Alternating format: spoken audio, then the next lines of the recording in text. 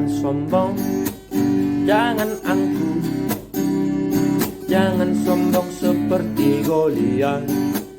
Karena sombong, karena angkuh, Daud mengalahkan Goliat.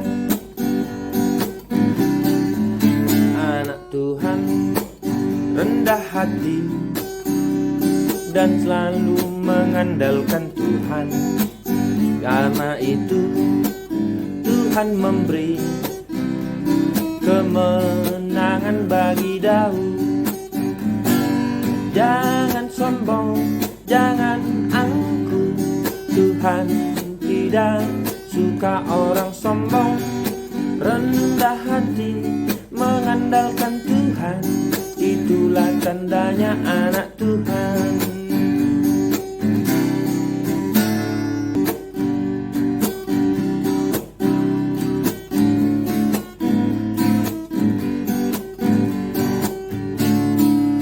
Jangan sombong, jangan angkuh, jangan sombong seperti Goliat. Karena sombong, karena angkuh, Daud mengalahkan Goliat.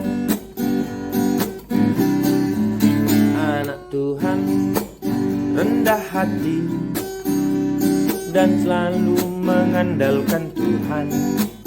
Karena itu Tuhan memberi kemenangan bagi Daud.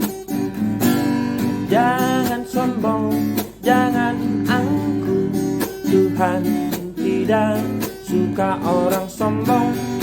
Rendah hati mengandalkan Tuhan, itulah tandanya anak Tuhan.